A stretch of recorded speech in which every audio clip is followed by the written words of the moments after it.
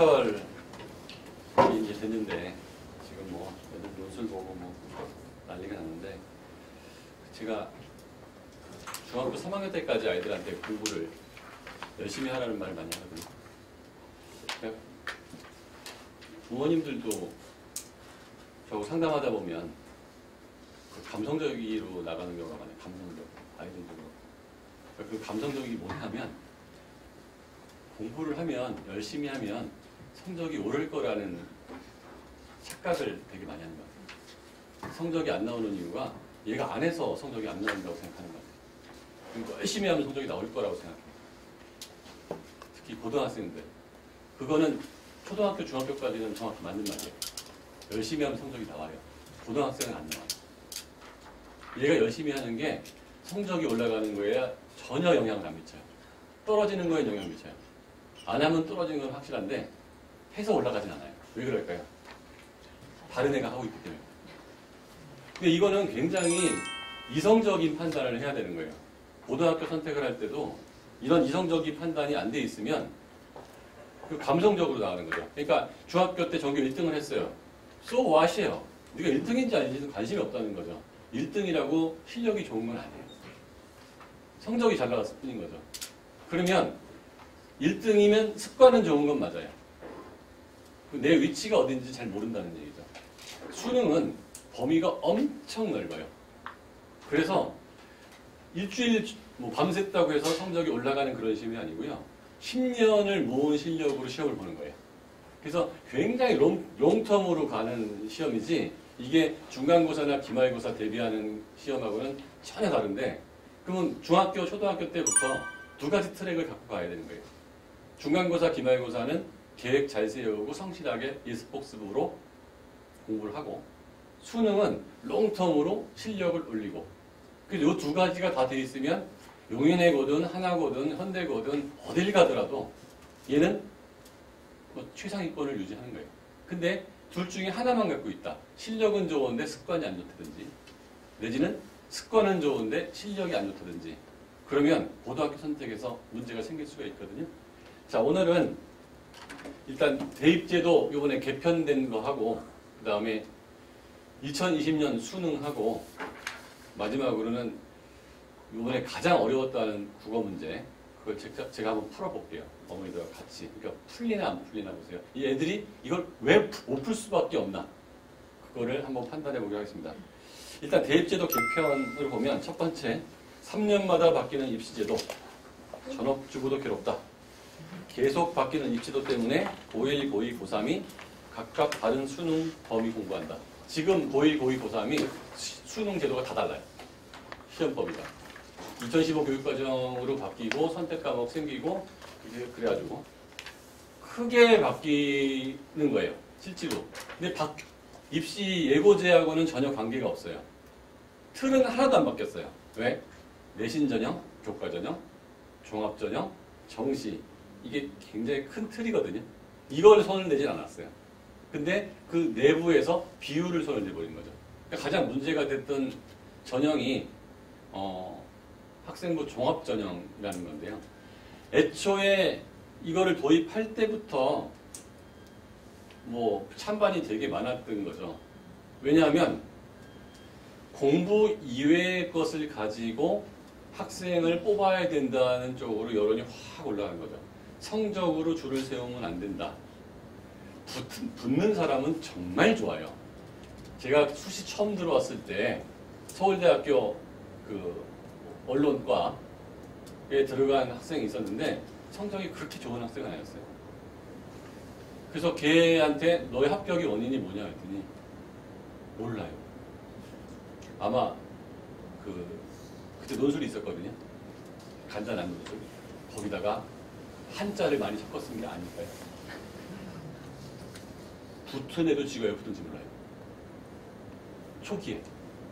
서울 의대고 서울 법대고 경영대고 막 붙는 거예요. 왜? 성적을 빼고 교수들이 채점을 해본 적이 없어요. 게다가 그 당시에는 마카로레아 같은 논술이어가지고 뭐에 대한 논함 이런 거였거든요. 답도 없는 거예요. 물론 논술이 차지하는 비중이 그렇게 크지는 않았어요. 그래서 그때는 논술도 들어가고 수능도 들어가고 내신도 다 들어갔어요. 시험에. 뭐 하나를 보는 게 아니고 다 들어가니까 그 죽음의 트라이앵글 셋 다 잘해야 된다. 근데 항상 셋 다 잘해야 되는 게 맞죠. 그리고 하나 잘하는 애는 거의 셋 다 잘해요. 그런 식으로 시작을 했다가 나중에는 논술이 그 시험에 당락에 영향을 미치는 쪽으로 바뀌었어요. 그랬더니 초등학교 때부터 중학교 때까지 논술학을 확 생겨버린 거예요. 처음에 논술 전형을 만들었던 가장 큰 이유는 논술 학원이 없었기 때문에 만든 거거든요. 학교에는 글쓰기 수업이 있는데 학원에는 글쓰기 학원이 없었어요. 그래서 논술 시험을 만든 거거든요. 학교 수업 정상화 때문에. 그런데 학원에서는 6개월 이내에 논술 교재를 다 만들어냈어요. 그리고 국어 선생 기자들까지 나와가지고 논술 학원들을 차렸어요. 그리고 뭐 각종 논술 교수님 뭐 이런 거 막 생겨가지고 광고까지 하고 광풍이 불었죠. 그러니까 학교에서는 아직도 논술을 못 가르쳐요. 그러니까 논술은 학원을 다녀야만 되기 때문에 공교육을 안 된다. 그래서 없애버린 거예요. 자꾸 줄여가지고 올해 또 줄인대요.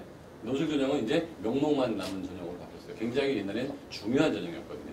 그거는 수능이 아닌 논술로 대학을 가는 거예요. 그 글로. 근데 그 글이라는 게 바카로레아식일 때는 뭐 삶과 죽음에 대해서 논함 이런 거였다면 논술 전형은 수학 문제 4문제 푸는 거예요.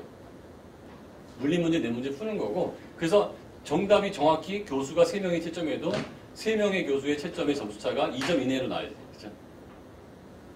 체조 같은 경우 보면 확 돌았을 때 우리가 봤을 때 누가 잘하는지 헷갈리지만 채점자가 보면 거의 점수차가 안 나는 것처럼 그것도 틀이 있어서 그 점수대로 하지 않으면 안 좋잖아요. 그래서 이것도 정량평가로 바뀌어버린 거죠. 그런데 논술을 줄이면서 그 자리에 들어갈 게 뭐였나 봤더니 그게 학생부 종합전형이에요.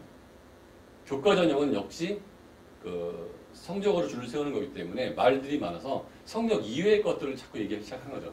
그래서 봉사활동, 동아리활동, 논문활동, 연구활동, 자동공진, 그러니까 진로활동 이런 것들 아니면 교과 선생님들이 써주는 평가 이런 거를 가지고 성적은 나쁘지만 평가가 좋으면 좋은 점수 받을 수 있는 거예요. 그래서 제일 좋은 것들은 성적이 향상됐다. 뭐 동아리 활동을 열심히 했다. 그 다음에 학교 경신에 상을 받았다. 자격증이 있었다. 이런 거거든요. 그런데 그런 걸로 뽑자고 하니까 이제 사람들이 성적이 좀 안 나오기 시작한 아이들은 수능 성적은 자신이 없고 내신에서 1, 2등급이 아닌 아이들은 이걸로 못 가겠다고 생각했는데 이 비교과 전형이 40%를 나되니까 뽑겠다는 게 온갖 활동들을 시작을 하는 거예요. 사실 학교에서 하는 동아리 활동, 연구 활동인데 이거야말로 사교육이 손을 못 댈 거라고 생각한 거잖아요. 근데 학교에서 하는 동아리 활동, 봉사 활동, 연구 활동 이런 것들에 뭐 대치동, 저는 뭐 그런 거 하진 않았습니다만 대치동에서 이런 것들을 도와주는 프로그램들이 나오기 시작을 하고 게다가 부모가 연구직에 계신 분들은 좀 더 유리하게 연구 방법서부터 시작해서 가짜로 했다는 건 아니고요. 부모가 리드를 해줄 수 있다는 거죠. 대신해줬거나 불법으로 하는 경우는 아주 소수고요. 실제로. 부모가 리드 정도 해줄 수 있으니까 그 부모를 잘 만나는 것도 굉장히 좋은 찬스가 됐다는 게 이번에 이제 다 알려진 건데 옛날부터 그 팩트는 다 알고 있었어요. 문제가 됐느냐 안 됐느냐거든요. 그래서 교과 이외의 것들, 뭐 미래의 가능성 이런 것들이 굉장히 중요하다. 스펙은 별로 안 중요하다. 이런 식으로 사람들이 얘기를 한 거죠. 근데 사실은 입시는 좋은 아이를 뽑는 게 아니에요. 그건 되게 착각을 하는데 떨어뜨릴 아이들의 기준을 만드는 거예요. 입사하고 달라요. 입사는 얘를 뽑아서 우리 회사가 잘 돼야 되는 건데 입시는 같은 시점에 공정성만 차지하면 되는 거예요. 얘가 들어와서 어떻게 할지까지는 어떻게 신이 아닌다 알 수가 없어요. 그래서 누구는 붙이고 누구는 떨어뜨려야 하는데 떨어뜨린 사람이 인정할 수 있으면 좋은 입시예요. 떨어진 사람이. 그런데 종합전형 같은 경우는 떨어진 사람이 실력이 더 좋은 경우가 있을 수가 있을까요? 없을까요? 굉장히 많아요. 그러면 입시에 대해서 인정하기가 싫은 거죠. 그러니까 부작용이 자꾸 나오는 거예요. 그게 이제 사회적 문제가 심하게 되다 보니까 정시가 줄어들었다. 그러면 전략을 어떻게 세워야 될까요? 이게 핵심이죠. 저는 정시가 늘었다, 입시가 어떻다 이거에 대한 평가는 제 몫은 아닌 것 같아요. 그거는 평론가들이나 뭐 입시를 분석하시는 분들이 할 일이고 저는 대책을 세우는 사람이니까 정시가 는다. 그 종합전형은 준다가 확실하겠죠? 그러다 줄다 나중에 없애버릴 거예요. 퍼센트가 아주 15%, 10%까지 내려가고 그러면 놀아야 되는 두 가지가 뭘까요? 교과전형과 종합전형이죠. 자, 그러면 우리 아이가 내신 성적이 중학교 때 굉장히 좋다. 생활 습관이 좋다. 그런데 국어, 영어, 수학 실력도 좋다. 즉 수능 정도의 실력도 좋다. 얘는 전혀 바뀔 게 없어요. 얘한테. 그냥 지금 좋다는 학교 가면 돼요. 하나고등학교, 영인외고, 현대고 가면 돼요. 여기에 특목자사고가 2025년에 없어질 거다. 이건 걱정할 필요가 없어요. 왜냐하면 2025년 아직 멀었거든요. 그거는 2025년도에 없어질 아이의 중3 때 고민하시면 돼요. 6학년인데 중1인데 중2인데 특목고가 없어진다는데 어떻게 하느냐. 특목고가 있는 거하고 없는 거하고 공부하는 차이점은 전혀 없어요. 영재고나 과거는 차이점이 있어요. 영재고나 과거는 어차피 수학, 과학을 공부해서 수능 없이 가겠다는 아이들이 특화돼서 공부하는 거기 때문에 아예 공부 방법의 차이가 있지만 자사고나 외고나 일반고는 공부 방법의 차이가 거의 없는 거예요. 전혀 없는 거예요. 그냥 교과목의 선택 과목이 좀 더 많고 종합전형이나 학교가 좀 유리한 뭐 이런 위치에 있기 때문에 그래서 중3 때 우리 아이의 실력이 뭐 국영수가 실력이 좋고 내신 실력이 충분히 좋은데 그 당시에 자사고가 있는지 없는지 그때 보시면 되고요. 그 당시에도 자사고가 유리한지 안 유리한지는 그때 판단하시면 돼요. 그러니까 이건 중3만 판단할 일이지 현재 중3도 판단이 없어요. 2025년도부터 없앤다고 하니까 2025년도에 있는 중3만 판단하면 되니까 나머지는 그것 때문에 뭐 이렇게 해야 된다 저렇게 해야 된다라는 고민은 일단 할 필요가 없다는 거고 지금 생각하셔야 될 거는 교과 전형이 늘리고 그 다음에 수능이 는다, 정시가 는다. 정시 느는 쪽으로 자꾸 얘기가 좀 더 커지기 때문에 어디까지 늘지 몰라요. 이런 식으로 늘다가는 50% 이상, 60% 그건 어떻게 갈지는 예측을 할 수는 없어요. 늘 거다. 그 숫자가 어마어마하거든요. 그러면 재학생들은 엄청 정신을 차려야 돼요. 왜냐하면 정시는 수능으로 대학을 가는 거잖아요. 수능 과목이 엄청 줄었다는 거예요. 학력고사 때 16과목에서 선택과목, 수능 선택과목 4과목에서 수능 선택과목 2과목으로 바뀌고 영어가 절대평가로 바뀌고 국사가 절대평가이기 때문에 실제로 3과목이에요. 국어, 영어, 탐구 2개. 탐구 2개는 50점, 50점이니까 실제로 4과목이에요. 4과목. 4과목이라는 게 갖는 의미는 뭐냐 하면 재수생한테 엄청 유리하다는 거예요. 16과목이면 재수를 해도 16과목을 어떻게 올려요? 근데 4과목 중에서 한두 과목이 안 돼 있다. 2과목은 잘 돼 있다. 그럼 얘는 1년 동안 2과목만 파는 거예요. 2과목만. 특히 과학이나 사회 과목은 선수가 아주 많지 않아도 즉 미리 공부를 많이 하지 않은 학생도 집중해서 공부를 하면 레벨업이 확 되는 거죠. 지능이 좀 좋고 기본적으로 뭐 책도 읽었던 애들은 물리는 6개월이면 1등급 나옵니다. 전혀 물리를 몰라도. 화학은 3개월. 네, 생물은 한 달 반. 지구과학은 3주. 그러니까 내가 지구과학이라는 지휘자도 몰랐는데 얘가 머리가 좀 좋고 이해력이 좀 돼. 그리고 3주만 아무것도 안 하고 지구과학만 하면 지구과학이 1등급이 나온다는 거예요. 그러니까 문과 과목은 더 말할 거 없죠. 세계사 일주일이면 되고요. 윤리와 사상 5일이면 돼요. 그러니까 문과 과목은 더 말할 것도 없는 거예요. 내가 성적이 안 좋은데 공부하면. 근데 고등학생들은 말이요. 학교 갔다 와서 중간고사, 기말고사, 수행평가하고 주말에 겨우 이틀 수능 공부하는데 그때 내신 때문에 주말도 제대로 수능 공부 못하죠. 그러면 재수생은 아침 8시부터 밤 12시까지 수능 공부는 해요. 그러니까 정시가 늘어났다고 했을 때 재학생들은 전혀 좋아할 거예요. 재수생들이 엄청 유리한 상황이 되는 거거든요. 왜? 전 과목을 못했더라도 하루 종일 수능 공부만 할 수 있으니까. 자, 그거 포인트고. 두 번째는 종합전형이 줄어들면 교과전형이 늘어난다. 그랬을 때 내가 어느 학교에 가면 1등급을 받을 수 있거나 전교권이 될 수 있으면 그게 최고 유리한 거예요. 그러니까 어머니들이 감성적으로 또 나오신 어머니들이 뭐라고 말씀하시냐면 우리 아이는 분위기를 탄대요. 그래서 남들이 안 하면 얘도 안 한다는 거예요. 걔는 어차피 못 가요.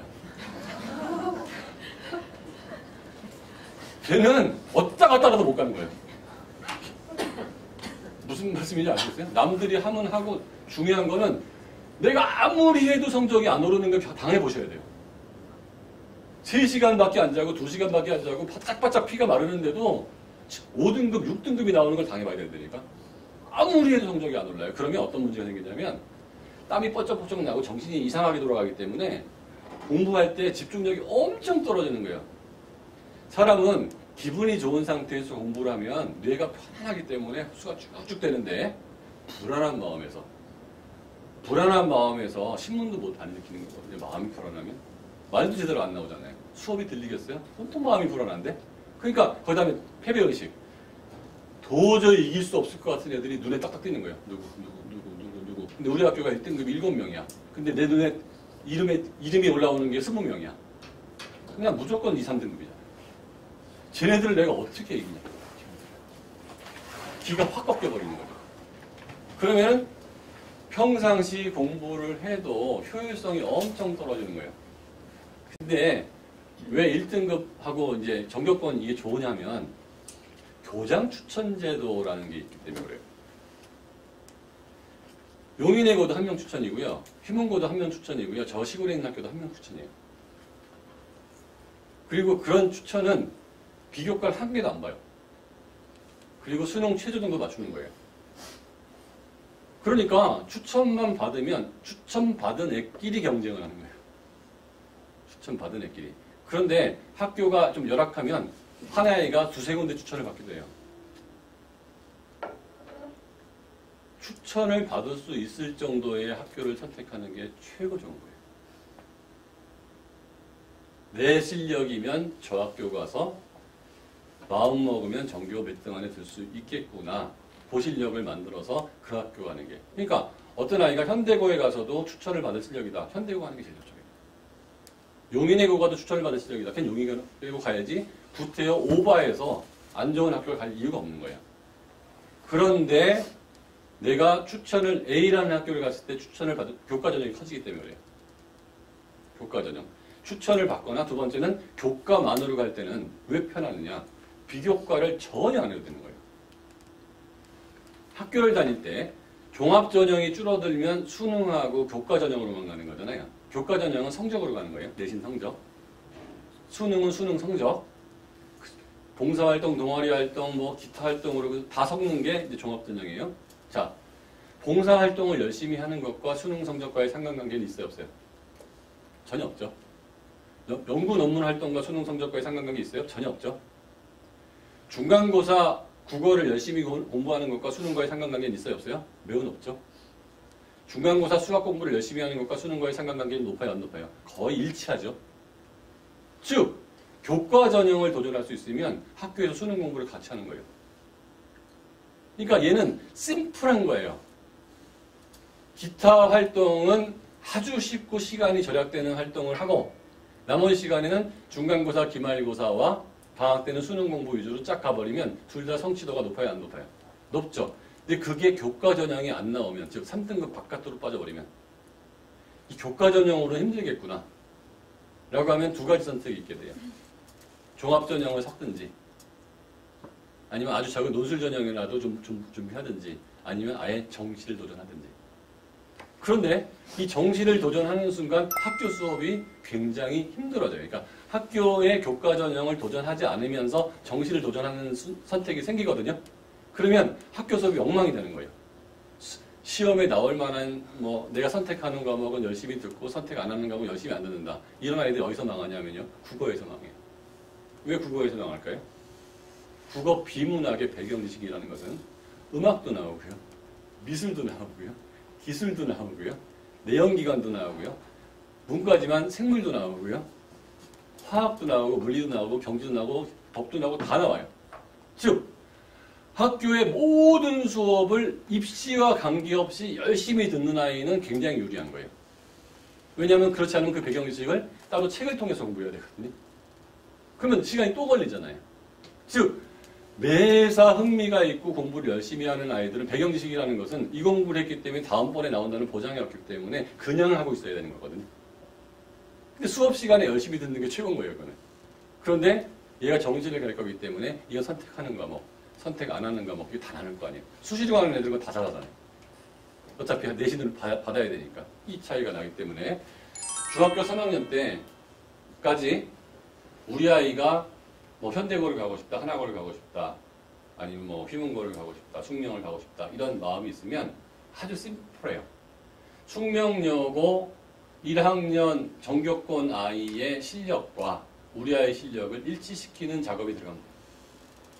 우리 아이 6학년이면 앞으로 4년 후에 숙명여고에서 전교권 아이들 아니면 내신 1등급 받는 아이들의 수학, 영어, 국어 실력이 어느 정도인지 그 다음에 그들의 3월, 6월 모의고사 실력이 어느 정도인지를 파악해서 3월, 6월 모의고사 실력이 그거에 맞게끔 가게끔 한 4년간의 계획을 세우고 습관서부터 시작해서 그들의 내신 성적이 잘 나오게끔 중학교 2학년 때부터 중간고사, 기말고사 보는 습관을 잘 잡고 그러니까 습관의 영역과 그 다음에 실력의 영역을 딱 맞춰서 라인업을 해보면 뻔하게 나오는 거예요. 감성이 낄 필요가 없어요. 거기에. 감성이. 그냥 이 정도 진도에 이 정도 학교 중간고사 대비 실력에 수능 모의고사 몇 개 봤더니 진도 요 정도에서 요 정도 나오더라. 그러면 종합전형일 때와 가장 큰 차이점은 이제 서류로 들어갈 방법이 없고 중간고사, 기말고사와 그 다음에 수능으로 대학을 가야 된다. 그러면 입시는 언제 끝날 것인가? 교과전형은 고등학교 1학년 4월 중간고사가 파이널이다. 수능은 그렇지 않죠. 수능은 고3 11월이 파이널인 거죠. 이 감각이 빨리 내 마음속에 와야 돼요. 왜냐하면 4월 중간고사 때 어떤 아이는 1등급을 받았고요. 난 2등급을 받았어요. 1등급 받은 아이가 더 열심히 공부할까요? 2등급 받은 아이가 열심히 공부할까요? 1등급 받은 아이가 열심히 하죠. 일단 된 놈이 열심히 더 하지 안 된 애는 불안한 마음에 쫓아가야 되는 거거든요. 일단 걔가 앞서간 거예요. 앞서간 어드밴티지가 있는데 앞섰을 때는 이유도 있을 거 아니에요. 습관이 좋거나 실력이 좋았을 거 아니에요. 근데 나는 습관도 덜 좋았고 실력도 덜 좋았는데 이미 점수가 밀렸어. 2학기 때 이게 바뀌어요? 거의 안 바뀌어요. 그러면 실력이 아주 좋은 아이들은 오케이. 초등학교 때부터 뭐 머리도 좋고 열심히 했어. 근데 6학년 중1 때 제 말을 처음 들었어. 입시가 얼마 남은 거죠? 대학 결정 나는 게? 중1이면 딱 3년도 안 남았죠. 3년 남았죠. 중1이 대학이 3년 남은 거예요. 수시 교과 전형 기준으로는. 정시 기준으로는 5년 반 남은 거예요. 자, 그러면 정시 기준으로 5년 반이면 정시는 실력 쌓을 시간이 있고 수시는 어떻게 해야 되느냐? 그러면 고등학교 1학년, 중간고사, 기말고사, 고등학교 1학년 여기서 뭐가 나오는지를 딱 체크를 해보는 거죠. 그게 국어, 영어, 수학, 통합사회, 통합과학, 국사. 이 속과목을 지금부터 준비를 해야 돼요, 말아야 돼요? 간접적으로 준비하시면 돼요. 직접 준비할 방법은 없잖아요. 우리 아이가 이거 실력이 안 되는데. 그래서 저 중3들은 제 중3반은 아예 따로 만들어 놨잖아요. 지난 9월부터 4월 중간고사 준비가 들어갔어요. 그래서 제가 통합사회 직접 가르치고 통합과학 가르치고 이번에 겨울에 윈터스쿨 열어가지고 이번에 윈터스쿨 여는 애들은 나중에 여러분 중3 때 대치동에 한번 가보세요. 중3들 대상으로 어떤 수업 하나? 화학 특강, 물리 특강, 국어 특강 이런 거예요. 수학, 미적분, 확통 이런 거 가르쳐요. 왜? 중3이 고1 수학은 한 번쯤은 했을 거 아니에요. 그죠? 중3 정도라면. 그러면 걔네들이 뭐 미적분, 확통 이런 거 나갈 거 아니에요. 그죠? 그런 거 가르쳐요. 왜 그럴까요? 아직도 머리를 맞아본 적이 없기 때문에 4월 중간고사에서 우리 아이가 어떤 성적이 나올지를 예측이 안 되는 거예요. 그냥 막연히 잘 나오겠지. 딱 아주 간단하게 생각하면 돼요. 그 학교가 전교가 200명이면 1등급은 과목당 8명씩이라는 거. 과목당 8명만 국어도 영어도 수학도 통합사회도 통합과학도 국사도 8명만 1등급이지 내신 따기 쉬운 과목은 한 개도 없는 거죠. 명수로 나오니까. 다른 공부하시는 분들을 보면 중3인데 제가 지금도 가르치는 아이 중에서 중3 아이들 웬만하면 학교 시험 공부 일주일만 하라고 그래요. 아니 파이널 시험 공부를 왜 하는지 모르겠어요. 중학교 3학년 아이가. 그거 기분 좋으려고? 기분 좋은 건 감성적인 문제고요. 고등학교 1학년 시험 못 보면 이성적인 문제가 돼요. 고등학교 3학년 때 성적이 올라가는 건 감성이에요. 그거 성적 올라갔다고 해서 1도 내가 대학 가는데 플러스가 안 되는 거죠. 근데 고등학교 1학년 시험은 한 번 못 보면 영원히 끝이에요. 재수하면 수능 성적은 리뉴가 되잖아요. 내신 성적은 끝이에요, 그걸로. 영원히 손을 못 대는 거예요, 내신 성적은. 그럼 얘는 내신 성적이 한 번 안 좋으면 수능, 재수, 삼수를 해도 교과 전형을 못 내는 거예요. 근데 내가 전교 1등이었으면 요번에 떨어지면 내년에 교과 전형 또 내면 돼요. 전교 1등이었으니까. 또 내면 된단 말이에요. 그러니까 성적이 한 번 좋으면 요번에 안 좋았어도 계속 교과 전형을 낼 수가 있는 거예요. 무슨 얘기인지 아시겠어요? 요번에는 성적이 안 좋았는데 성적이 교과는 좋았는데 수능 최저를 못 맞췄어. 학교가 안 좋아서. 그럼 다음에 수능 최저만 딱 맞추면 이게 기준이 맞는 거잖아요. 얼마든지 가능합니다. 이해되시겠죠? 자, 그러면 우리 아이들이 고등학교 1학년 때 봐야 될 그 시험에서 체크를 해볼 찬스가 뭐냐면 A라는 고등학교에서는 가르쳐준 데서만 낸다. B라는 고등학교에서는 가르쳐준 거 플러스 수능형으로 낸다.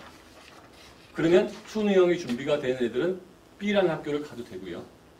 수능형 준비가 안 되는 애는 철저히 가르쳐준 데서 내는 학교를 가야 해요. 선택의 폭이 좁아지는 거죠. 그리고 수능 준비는 다시 이렇게 해야 되는 거예요.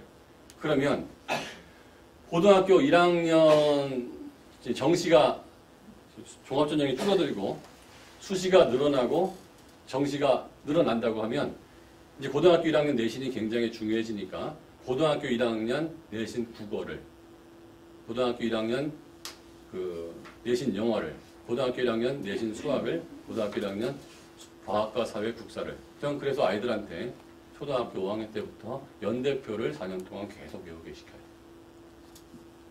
연대표를. 자, 입시를 공부하는 제일 좋은 방법은 고등학교 때 중간고사 볼 때 누구나 시간이 남아야 부족해요. 그 시간을 어떻게 세이브할지를 10년 동안 계획하는 거예요. 고등학교 1학년 때 영어 공부를 할 때 어떤 아이가 책을 어떤 학교에서는 교과서 플러스 참고도서 한두 권을 주거나 프린트를 같이 줘요. 아니면 수능형 문제를 몇 문제 한 10%, 20%를 내요. 요거에서 변별력을 가져가려고. 교과서에서 내면 점 하나 틀리고 다 외워버리기 때문에 애들이 거기서 변별력을 내기가 쉽지가 않아요. 자, 그러면 고등학교 때 영어 공부를 할 때 어떤 책을 읽어야 되거나 아니면 어떤 선생님이 준 프린트를 읽을 때 이 아이가 시간이 제일 많이 들어가는 영역은 뭘까요? 단어 외우는 거죠. 모르는 단어가 있으면 찾아서 외워야 될 거 아니에요. 그러면 중학교 3학년 때까지 제일 많이 해야 되는 작업은 뭐예요? 영어에서? 단어 외우는 거예요. 리딩 읽고 문법은 일찍 끝내야 되고요. 그 다음에 굉장히 많은 시간을 단어를 내고 있어서 고등학교 때 단어 외우는 시간을 줄여서 그 시간에 수학 문제 풀 수 있게 만들어줘야 돼요. 중학교 때까지 공부를 뭘 해야 되는지 아시겠죠? 그렇죠? 단어를 내가 어휘력이 안 좋으면 고등학교 때 단어를 외우고 있어야 된다니까요. 이거는 굉장히 단순하고 언제든지 했었으면 할 수 있었던 작업 아니에요.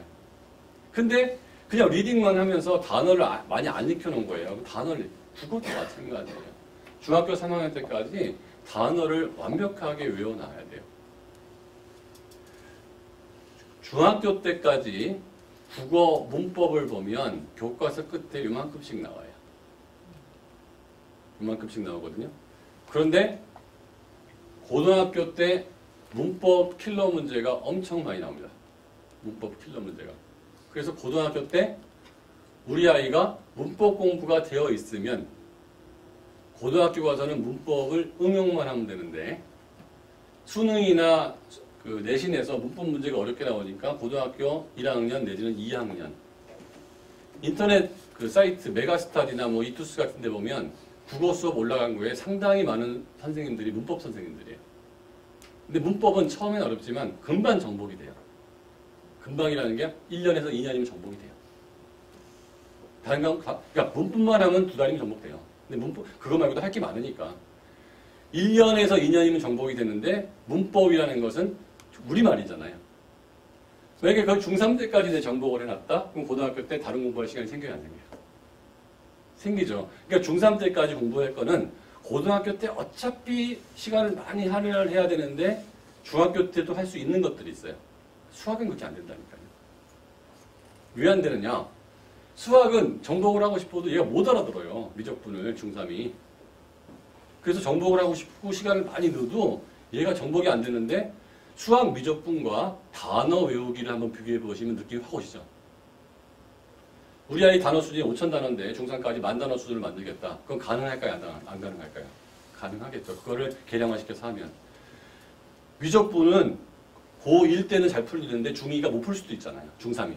그러니까 이거를 극복하고자 하는 노력하고요. 단어를 외우자 하는 노력하고 어느 게 합리적이냐는 거죠.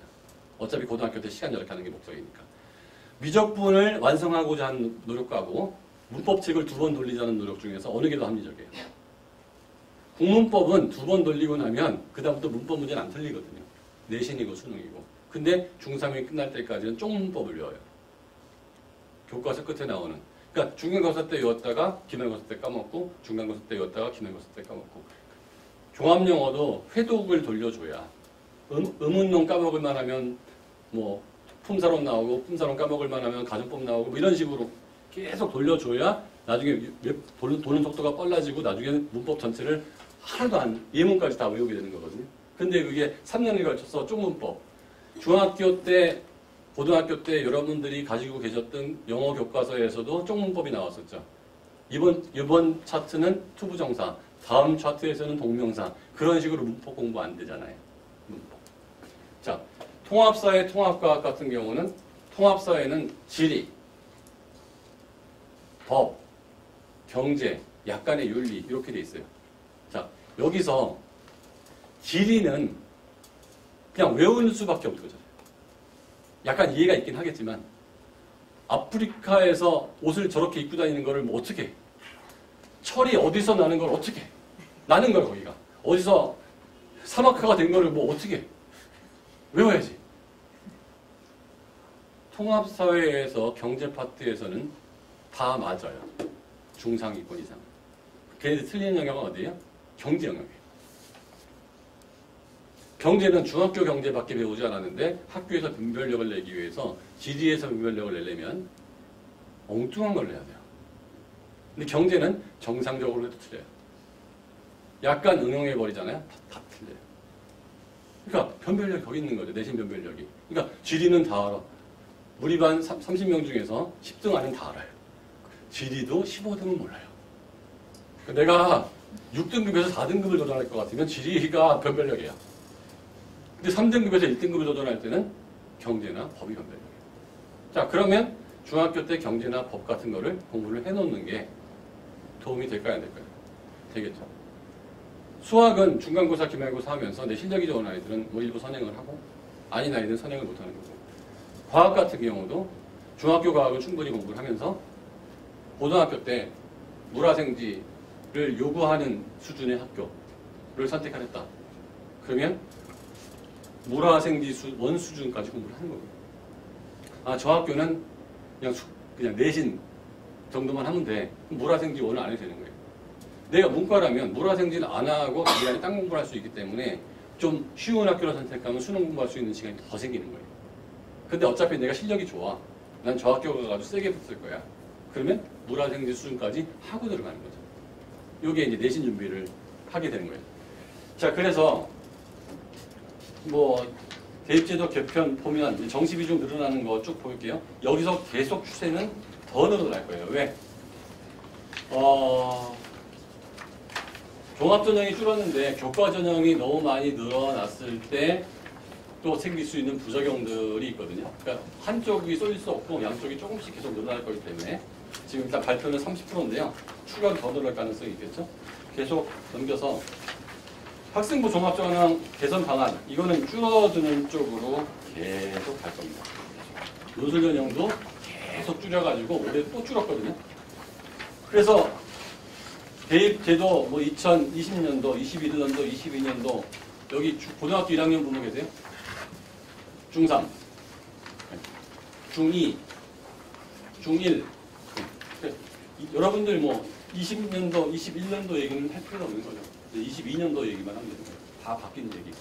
자, 다 바뀌는 얘기에서 선택 과목이 생긴다는 건데, 뭐 이과는 별 의미도 없어진 거죠. 이과는 의미도 없어졌어요. 그냥 늘 얘네들은 미적분 선택할 거예요. 확률과 통계를 선택할 수도 있어요, 이과가. 근데 대학교에서 옵션을 걸어버려요. 미적분 선택한 자만 지원 가능. 뭐 그런 식으로 옵션을 걸니까 미적분 선택하거나 기하벡터 선택한 애가 지원 가능인데 기하벡터는 좀 어렵게 느껴지는 애들이 많거든요. 과학에서 물리같이 느껴지는 애들이 많아요. 미적분이 화학 같다면.